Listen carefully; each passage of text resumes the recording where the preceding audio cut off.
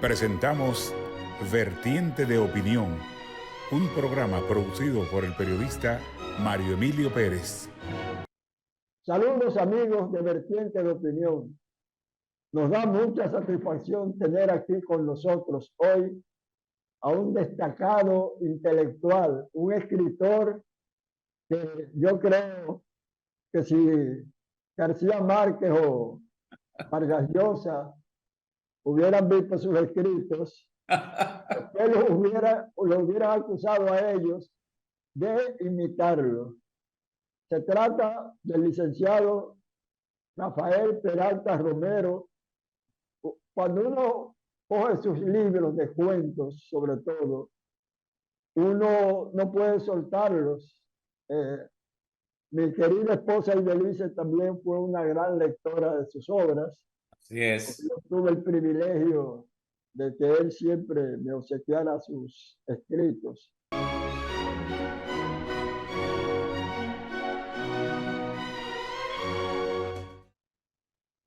Bueno, Rafael, ¿cuáles han sido, como escritor exitoso, tus deseos de llegar algún día a vivir de ellos? Porque es tu vocación real, pero imagínate, y ahora el libro físico está en decadencia, pues imagínate, cuando no existía esa situación, era difícil vender, aunque tú y yo hemos sido de los que vendemos.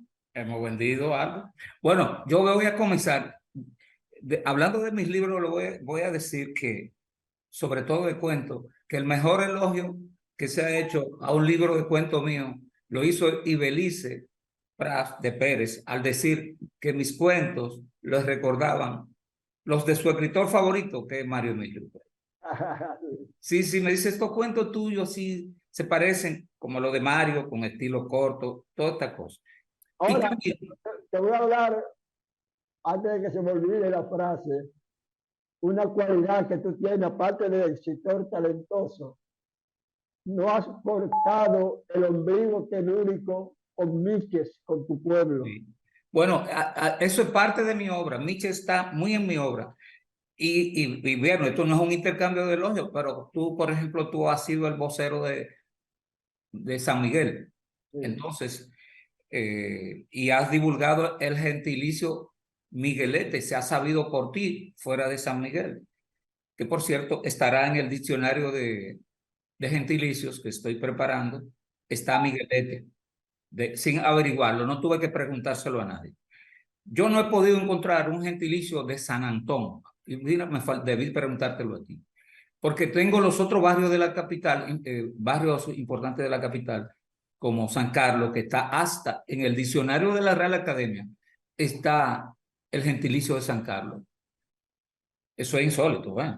Pero Villa Juana, Villa Duarte, Villa Francisca no tengo, y quizá haya que inventárselo porque Marcio murió y no he encontrado en artículo de Marcio ese gentilicio. Entonces ese vínculo, y Marcio demostró mucho, Marcio Veloz Magino, lo quiero decir, demostró mucho apego a su origen, no solo a la capital, sino a Villa Francisca, como tú, que eres de la capital, pero no solo, más que a la capital, a San Miguel. Y a mí eso me gusta en la gente. Bueno, yo vine de Miches, me crié en Miches, nací en Miches, y salí de Miches porque tenía que estudiar. Si me hubiera quedado allá, hubiera sido agricultor o qué sé yo, o profesor de la primaria. Entonces, en mi narrativa está muy presente Miches. Los primeros cuentos son todos basados allá, en historia de allá. Y después ya yo fui buscando otros ámbitos porque ya he vivido tanto en la capital. Mis últimos libros de cuentos no tienen tema de Miches. Yo te hablaba de un libro, en estos días te mencioné el libro, el más reciente, Los 100 cuentos enanos. Son 100 cuenticos, en breve, y hay algunos 3 relacionados con Miches, entre ellos, con mi papá, que era conocido como Chachá.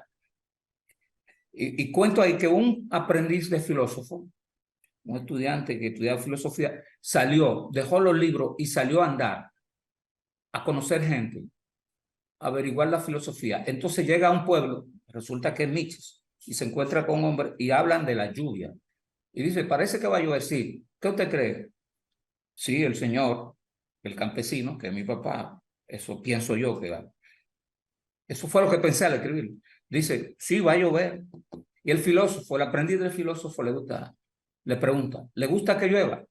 Claro, ¿cómo no me va a gustar que llueva? Solo en el infierno no llueve, porque la lluvia renueva el agua de los ríos, renueva los ríos, le da vida a los ríos, a la tierra, a los bosques. Sin lluvia no hay vida. Entonces el aprendiz del filósofo cogió esa lección. Más adelante vio un hombre que intentaba, bueno, ese otro mini cuento, un hombre intentaba defecar en el río y el campesino se lo impide. Entonces el aprendiz de filósofo le dice, pero ¿qué pasa? Usted le habló fuerte a ese hombre, le habló con violencia. Bueno, yo lo que hice fue evitarle un problema a él. ¿Cómo? ¿Problema con las autoridades, con la policía? No, más que eso. Yo le evité un problema mayor porque el que se ensucia en el río, se ensucia, que hacía que decía mi papá y decían los campesinos, al acto de defecar. El que se ensucia en el río no le ve la cara a Dios, dijo ese filósofo llamado Chachá. Entonces, Nietzsche tiene que estar en los cuentos porque es que esta gente eran también personajes. Hacían cosas y decían expresiones dignas de ser recogidas. Entonces, la pregunta sobre vivir de la escritura. Saben que yo cuando yo estuve en la Universidad Autónoma de Santo Domingo, yo cursé el colegio universitario completo y estaba en la decisión de que si estudiaba, ya había muerto un poco mi ilusión de jovencito de estudiar Derecho. En el bachillerato yo tuve sueño de estudiar Derecho. Cambié para Sociología y entonces en la universidad me dicen, no, en el examen psicológico que me dieron, pero no es tanto sociología. Usted debe estudiar letras o periodismo. Ajá. Entonces yo dije, letra es bonito, me gusta. Pero yo pensé como si fuera adulto y dije, bueno, del periodismo al menos puedo vivir. Fíjate, no pensé en conseguir dinero, ¿eh? Pensé realmente en que era una profesión que me daría el medio de cómo ganarme la vida, ganando cheles que es como ganan los periodistas honrados, con excepción de periodistas que llegan a tener posiciones, bien que son bien pagados en un medio, los directores y esto. Y yo estudié periodismo pensando en que viviría de esa escritura. Luego, sí tenía mi aspiración de escritor, yo tenía ya mi vocación de escritor que yo mismo la había descubierto.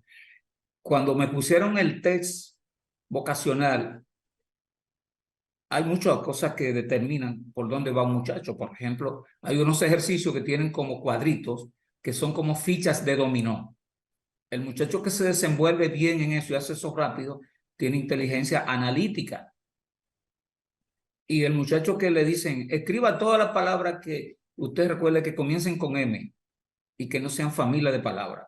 Eso salió. Y yo puse mar, no podía poner marinero. Entonces, yo escribí una lista larga de palabras y dijeron, tiene inteligencia verbal. Pero una pregunta clave para mí, para que digan, ¿qué es lo que quiere ser este muchacho? Una pregunta que dice, yo no he oído a nadie hablando de eso más, pero yo recuerdo esa pregunta de cuando me hicieron el test vocacional.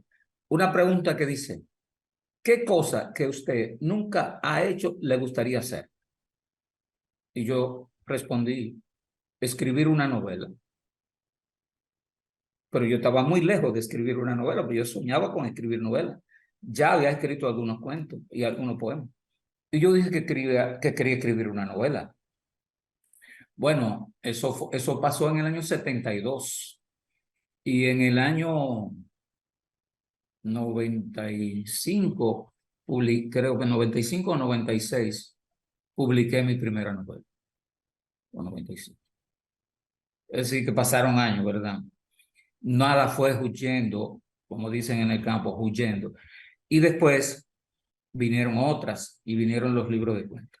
Vivir de esto todavía está difícil, aunque yo, como tú también, yo recuerdo cuando tú llevabas tus libros, las estampas sobre todo, al economato de la UAS y que se vendían. Te vi llevando paquete a ti un día, que otro escritor que estaba al lado mío te dijo, es un bestseller. Y esto. Entonces, los escritores que en nuestro país tenemos primero la dicha de que el libro sea publicado, aunque sea por nuestra cuenta, de que el libro tenga salida, aunque sea una edición de 1000 y luego otros 1000, y que tú publiques 3 ediciones o 4 ediciones de un libro aquí, eso es un gran logro, porque hay libros que no se publican y el autor muere y deja esos papeles y corre el riesgo de que la familia bote esos papeles. Y otros tienen un libro ahí grande que quiere publicar, no tiene cómo. Aquí hubo un escritor llamado, apellido Tarazona, creo que se llamaba Enrique Tarazona, que escribió una novela, yo la vi, de mucho volumen. Entonces él fue a donde un impresor mandó imprimir la novela. Yo no sé con qué él contaba, si alguien la iba a pagar o no, pero no tenía para pagarla, ni le pagaron, nadie le pagó. Y bueno, y el impresor no se la dio, pero tampoco la vendió él, ni hizo negocio, él no se iba a fajar. Y que yo no sé, quizá la votó. Y poco después, ese hombre murió. Y yo dije, ¿habrá alguien salvado un ejemplar de esa novela?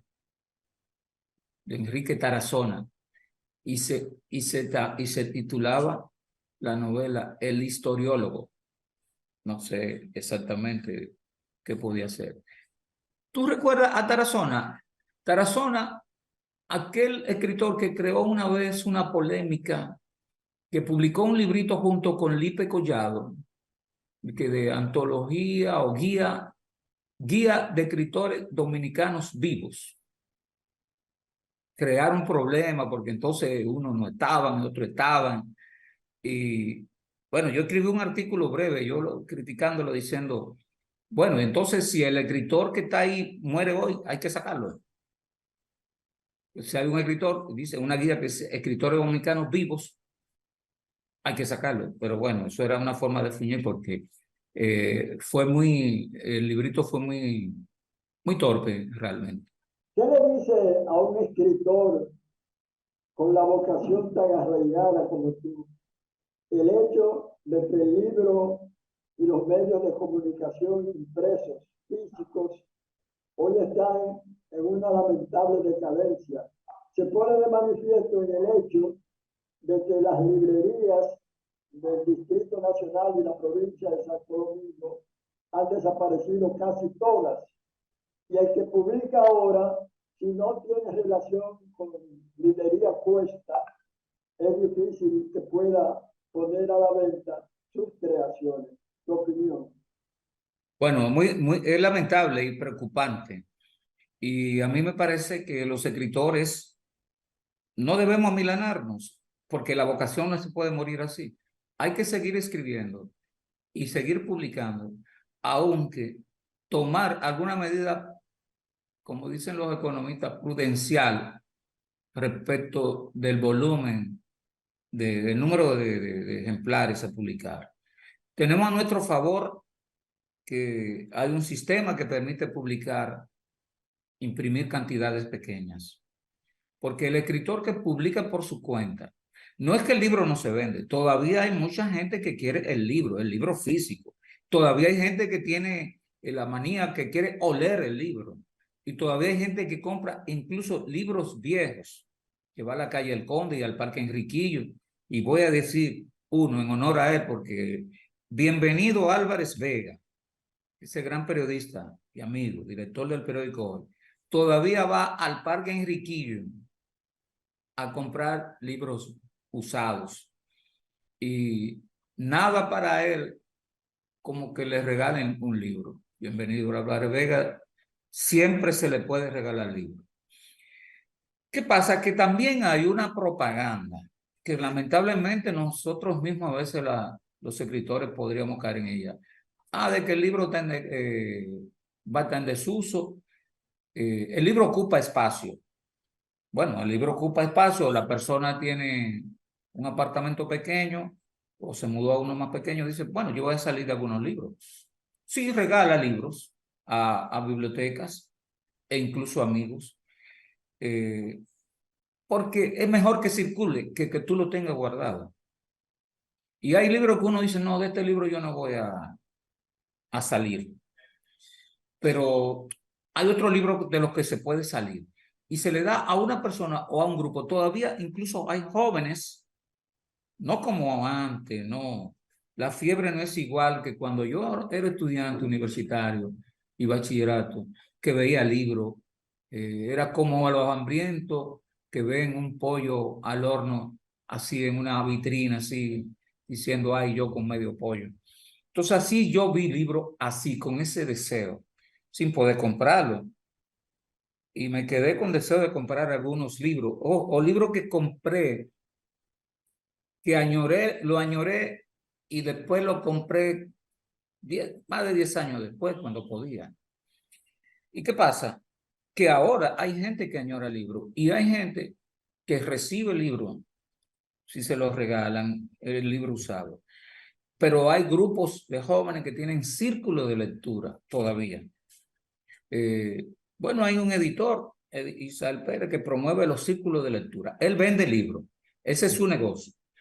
Y nos alegramos que haya alguien que viva del negocio de vender libros. Los autores ganan menos que él, pero él vende libros y pone gente en unos círculos a leer tu libro. Bueno, dichoso el autor que entra en ese círculo y se vende. Pero no podemos promover la desaparición del libro, porque yo incluso tengo una actitud que es lingüística. Es decir, al libro yo no le pongo adjetivo, el libro, porque dicen el libro físico, no, el libro. Al otro es que hay que ponerle adjetivo. Es decir, el libro digital, o el libro virtual, o el audiolibro, o en lo que fuera. Lo otro se llama solamente libro, porque el libro es ese objeto hecho de papel que está escrito y que ha sido compañero de mucha gente durante muchos años, que ha resuelto muchas situaciones, que reúne demasiado información sobre el mundo, sobre la ciencia, sobre la historia, sobre todo, sobre la religión, sobre todo. Hay un libro ahora mismo que yo no he leído, sino porque lo tuve prestado por una hora y leí 2 capítulos. Un libro que se llama El infinito a un junco, de una escritora española que se llama Irene Vallejo. Y yo digo, es un libro grueso, que es una mezcla de ensayo y de novela. El que se lee ese libro, se lee como al mundo, como que va a conocer casi todo lo que ha pasado, pero con un estilo bellísimo en el mundo de la cultura y sobre todo de la difusión del libro. Entonces ese libro, yo te digo que no puedo hablar más de él porque yo no lo he leído, sino que he leído 2 capítulos porque me lo prestaron así por un ratito y me quedé así, atrapado y ya no está en el país cuando fui a buscarlo. Y voy a contar esta anécdota porque algo hay que decir simpático. Un amigo mío que vive aquí pero está en España, yo le escribo, cuando tú vengas, ese es un bibliófilo, ese es un ingeniero, pero ese vive buscando libros, comprando libros, pidiendo libros. Y entonces este hombre está de paseo por España ese día. Y yo le digo, yo quiero que averigüe este libro. Incluso, y es tan prueba de que lo hizo, de que yo le escribí el nombre del libro, yo lo escribí mal, porque yo puse El universo a un junco. Y día después me contestó, no es así que se llama, es El infinito a un junco. Ya lo compré.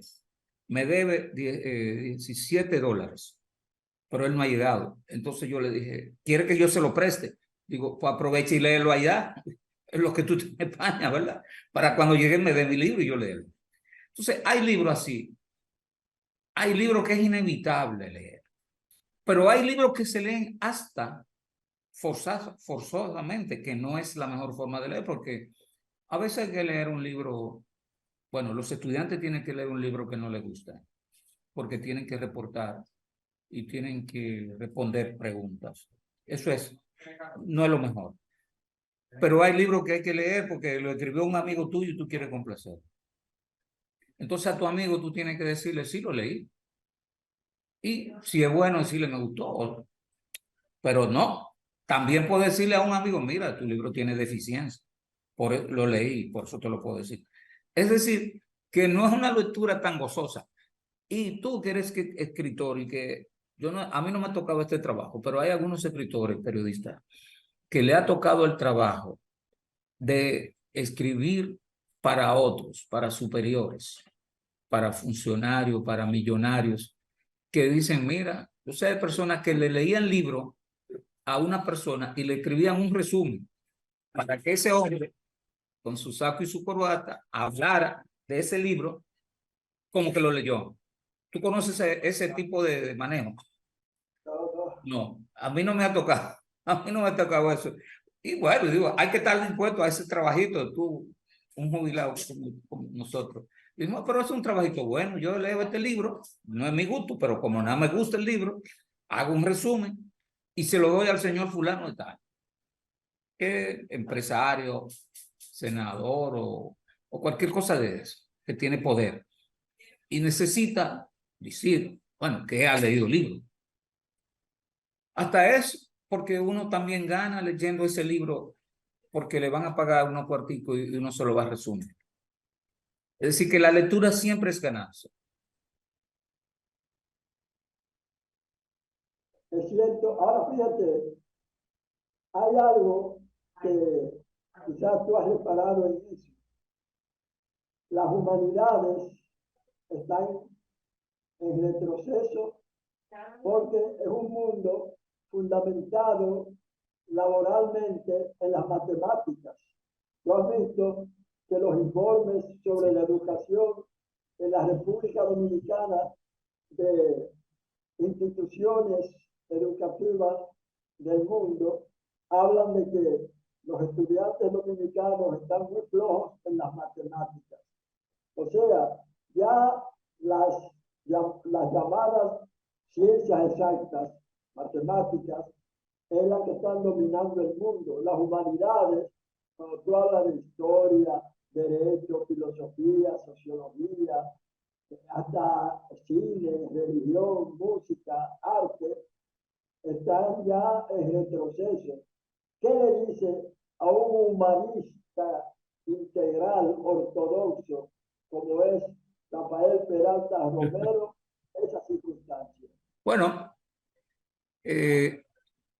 las humanidades de las humanidades no se puede prescindir porque justamente, como lo dice su nombre, ¿a quién estudian?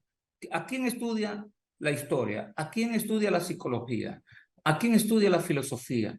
¿A quién estudia la lengua como tal? O al ser humano.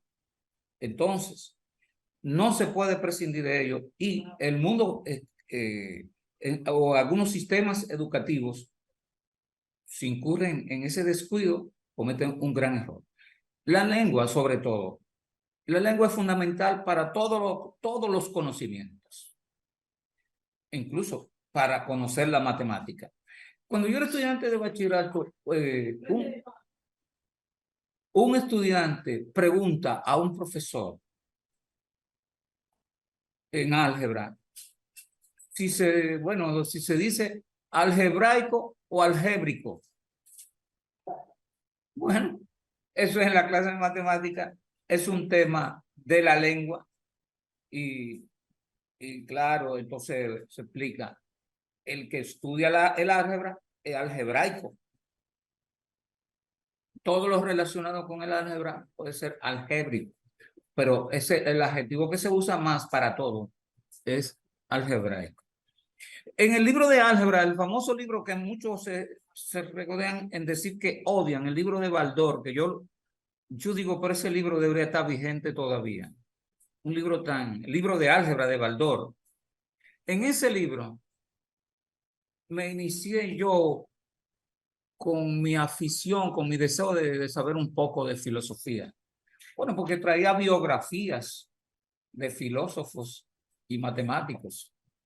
Entonces, las ciencias sociales necesitan la lengua. El ser humano necesita saber su historia, necesita saber de su entorno, lo que hay a su alrededor, lo que ha pasado en el mundo. ¿Por qué? Por eso existe un nivel de educación donde la persona tiene que conocer un poquito de todo, que es el bachillerato. Vamos a decir que la básica te prepara para que conozca un poco de la lengua, que conozca estos rudimentos de cada cosa. Para cuando un estudiante llega al bachillerato, que le van a enseñar física, le van a enseñar biología, le van a enseñar 3 tipos de matemáticas. Aunque también eso que tú dijiste pasa con la matemática. Yo veo que a un estudiante de bachillerato ahora le pregunto, ¿pero eso es álgebra? No, no sé. Es matemática. Pero yo vi unas operaciones que eran algebraicas. Entonces parece que no le diferencian entre álgebra, geometría, trigonometría y estas cosas que nos diferenciaban a nosotros. Entonces ese estudiante debería saber la diferencia entre esas áreas de la matemática, la aritmética que te enseñan en la educación básica, y que toda persona en el mundo tiene que saber aritmética, aunque no sepa álgebra, aunque no sepa trigonometría, pero todo el mundo tiene que saber aritmética y todo el mundo tiene que saber de su lengua. Bueno, la lengua la adquirimos en la casa y decimos, tengo hambre, tengo sed, yo voy a salir. Pero entonces hay unos niveles para quienes van a ser profesionales. Un nivel para quien va a ser profesional en cualquier rama, médico o abogado, usted tiene que conocer la lengua. O usted va a ser periodista, escritor, usted tiene que conocer la lengua más que todo el mundo. Porque esa es su profesión, es el uso de la lengua. La historia. Usted no estudia historia para ser historiador. Usted estudia historia para tener una idea de lo que ha pasado en el mundo, para que usted no esté tan perdido. Entonces no podemos prescindir de las enseñanzas humanísticas, pero yo también defiendo la enseñanza de las ciencias exactas y de las ciencias naturales. Uno se encuentra con personas, y eso pasa con, vamos a decir, personas muy urbanas. Yo encontré estudiantes en clase de lengua española. No sé qué estudiaba ese estudiante. Un estudiante que no sabe lo que es un mulo. ¿Cómo que no? No, él no sabe diferenciar entre un mulo y un burro. Entonces, pero es una cosa elemental que se aprende allá en la calle, pero si uno es del campo lo aprende más fácil que si uno es de ciudad. Pero porque usted sea de ciudad no puede decir que no conoce un caballo y que no conoce un burro. Ahora, un caballo, el cruce de equino y burro, te da mulo. En la clase de biología que yo cursé, como de biología general de la UAS, yo entendí un fenómeno que mis padres, mis abuelos, los abuelos de mis abuelos, le tenían una solución que equivocada, porque ellos dicen, ¿por qué las mulas no paren? Entonces ellos tienen mitos, que si la Virgen la maldijo, que por aquí y esto y lo otro. Entonces, cuando uno va, un estudiante, simple bachiller, que no estudia la profesión de biólogo, sino cualquier otra profesión, pero que le dan biología, clase de biología en la universidad, y le dicen en una lección, los híbridos no se reproducen. Entonces, yo que estudié humanidades, aprendí en la clase de biología que los híbridos no se reproducen. Por tanto, una mula no puede parir porque es un híbrido. Y seguiremos teniendo mulos en el mundo mientras haya burros que cubran machilmente, ¿verdad? A una yegua. O lo contrario, que un caballo cubra a una burra, que es menos frecuente. Entonces, he sabido que hasta cebras, con cebras puede haber un cruce de que un caballo o un burro cubra una cebra y hay un animal que surge de ahí. Pero como las cebras se reproducen en zoológicos, es difícil que un caballo entre a un zoológico a parearse con una cebra. Entonces yo digo esto, pero yo, claro, pues si alguien sintonizó ahora que yo no soy para nada biólogo, yo soy un producto de una educación general que enseñaba que el bachiller debe saber un poco de física, un poco de biología, lengua española, historia de la literatura, historia de su país, historia de América, historia, literatura de España y un poco de psicología. Entonces, esa persona está preparada para estudios superiores, pero también para desenvolverse en la vida, dedicándose a lo que se dedique. Porque, ¿qué te digo? Tú fuiste periodista, te iniciaste como periodista y después estudiaste la profesión de Derecho. Pero tú tenías una base para ser periodista, que te la dio, supongo yo, el bachillerato y tus lecturas. Es así, porque tú no estudiaste la carrera, la licenciatura en comunicación. No, tú estudiaste bachillerato, el bachillerato te da esa base y después tu lectura, pero tenías la virtud, la inclinación maravillosa de leer. Entonces, esto es lo que la gente tiene que saber. Cuando yo era un jovencito que estudiaba en la UAS y me ponían de ejemplo los profesores, me ponían, sobre todo Euclides Gutiérrez, ponía de ejemplo a Rafael Herrera, de hombre que no tenía título universitario, pero hay que ver cuántos libros leyó. Cuando vino de Vanilla se había leído muchos libros. Entonces, ¿qué pasa? Bueno, y el otro gran ejemplo, el profesor Juan Bosch, de personas que no tienen título universitario, por tanto, no tienen una profesión certificada por una universidad, pero vaya a ver los conocimientos de Juan Bosch, los conocimientos de Rafael. Y el tercer ejemplo, para no ponerte solamente dos en el área humanística, un del área de ciencias naturales. El profesor Marcano, el famoso botánico, inicialmente no tenía título universitario, sino que se dedicó al estudio de la botánica. La UAS lo acogió y es una institución en la universidad y en el mundo de la botánica en la República Dominicana. Entonces, lo que necesitamos todo en el país y en todos los países, que el sistema educativo preparatorio hasta el bachillerato incluya todo.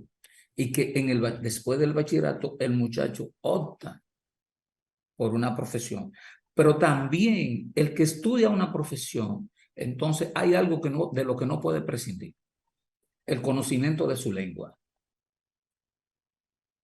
El conocimiento de su lengua. Vamos a hacer una breve pausa con esta interesante conversación con el licenciado Rafael Peralta Romero, director de la Biblioteca Nacional Pedro Enrique Jurel. Y les voy a dejar para cuando regresemos de esta pausa una interrogante acerca de que cómo va y cómo ve un humanista integral, como yo lo he definido, ortodoxo, la actualidad del mundo, porque él es mucho más joven que yo, pero los que tenemos estas edades ya adultas, hemos nacido en un mundo y estamos viviendo en otro totalmente diferente. ¿Qué piensa él de cómo la guerra que el Papa Francisco acertadamente ha definido como una derrota? Toda guerra es una derrota. Volvemos.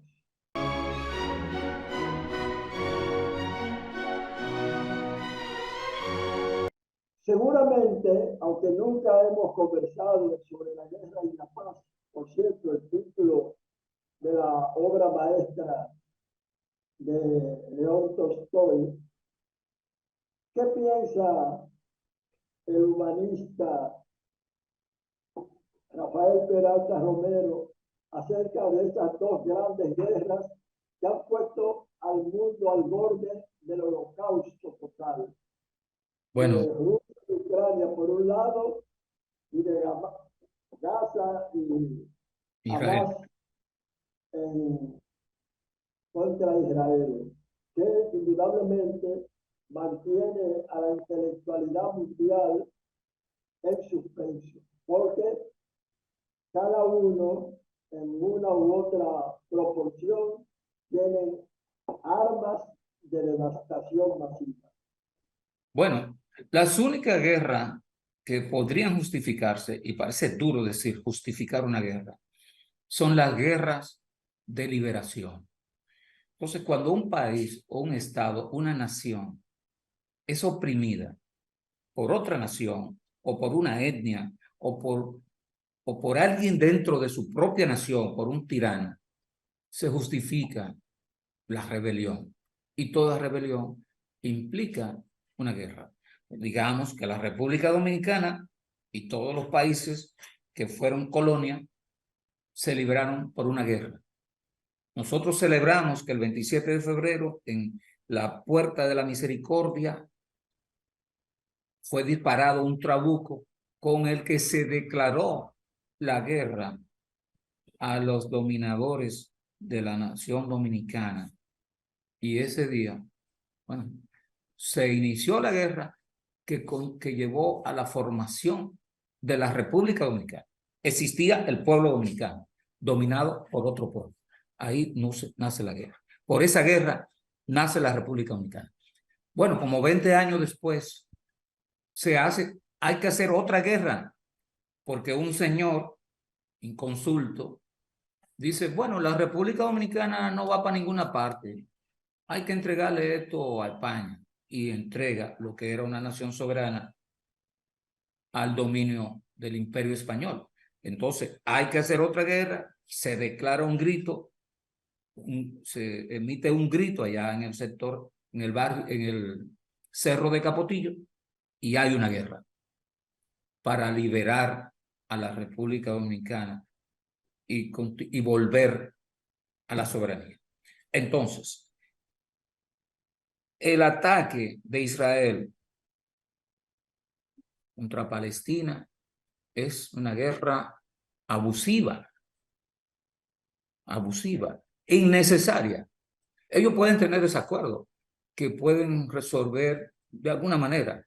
Ellos podrían repeler una agresión de un grupo palestino que intervino. Bueno, repeler esa acción. Pero una guerra tan criminal. Pero la guerra de Rusia contra Ucrania, ir allá de Rusia a ese otro país, a bombardear edificios, a bombardear hospitales, a matar gente en forma inmisericordia. No hay nada que lo pueda justificar. Y cuando un invasor va a un país, bueno, lo único que puede desearse es que salga muerto. Pero yo no quiero que los rusos en Rusia mueran, pero los rusos en Ucrania que sí mueran. Como dice aquel poema de Neruda sobre la República Dominicana, que habla de los americanos, que lo aprecia, que le gusta su vida, su gente, pero que en Santo Domingo y en Vietnam, en ese momento que había una guerra en Vietnam con los Estados Unidos, bueno, los prefería muertos. Entonces, todo invasor debe morir. Y ninguna guerra contra otra nación así que se justifica. Invadir una nación, dañarle sus hospitales, dañarle toda su infraestructura, dañarle sus secuelas, no se justifica para nada. Entonces, la alerta del Papa Francisco se justifica y la opinión pública mundial no debe dormirse, porque al principio causa el dolor, lloramos, pero como que nos vamos acostumbrando a la guerra, a que Ucrania está ahí todos los días las imágenes, y esas imágenes de allá en la franja de Gaza, todas esas imágenes desgarradoras. Entonces, ellos tienen su problema de viejo, que incluso se remite a historias tan antiguas que aparecen en la Biblia, porque que uno era hijo de la esclava y otro era hijo de la esposa, y se dividieron, cogieron para acá, se formaron tribus y tanto esta cosa. Pero para nada se justifica una agresión como esas que tú has mencionado. Una pregunta que yo dije, no debo permitir que no alcance el tiempo para formular. Yo recuerdo que en mis días de adolescencia, en plena era de Trujillo, circularon las bibliotecas públicas en los barrios y uno tomaba libros prestados, los devolvía, si tardaba más de los días asignados a ese préstamo, pagaba una pequeña multa, en fin. Y ahí fue que yo leía a Tolstoy, a Dostoyevsky y a muchos autores también españoles, en fin. Entonces la pregunta es, ya esas bibliotecas circulantes, como se les decía, existían no solamente en la capital dominicana, sino prácticamente en toda la geografía nacional. ¿Cuál es la realidad de hoy sobre las bibliotecas que existían profusamente y que ahora parece que han desaparecido? Sí, las bibliotecas móviles han desaparecido. En un pasado reciente hubo una llamada libros en autobuses. Eso ha muerto.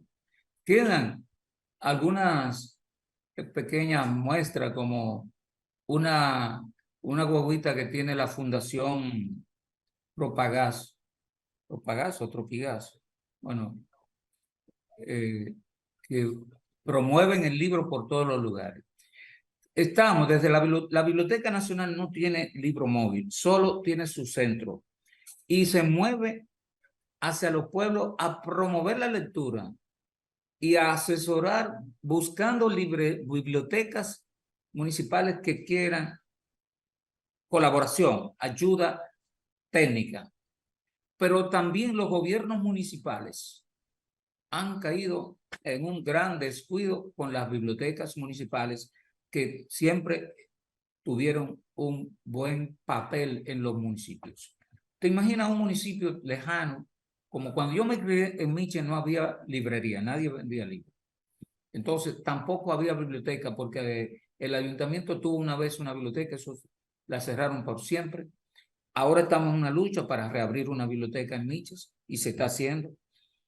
La alcaldesa tiene esa disposición, el alcalde de Moca tiene esa disposición, el de San Pedro de Macorís, el de Higüey, pero otros la han votado. Un señor que era alcalde por acá en Santo Domingo Oeste, que ahora fue desplazado, él tenía un problema.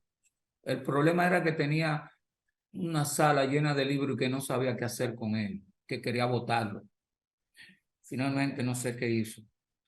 Entonces, hay alcaldes así que no quieren libros porque ellos no leen, entonces creen que la gente no debe leer. Sin embargo, la biblioteca municipal es incluso un recurso que te puede servir hasta de apoyo político. Tú abriste una biblioteca, eso te da prestigio y te reporta el voto, pero no. Bien, le agradecemos a un hombre tan ocupado que yo no sé cómo puede laborar exitosamente como director de la Biblioteca Nacional. Escritor laborioso y tenaz, perseverante y talentoso.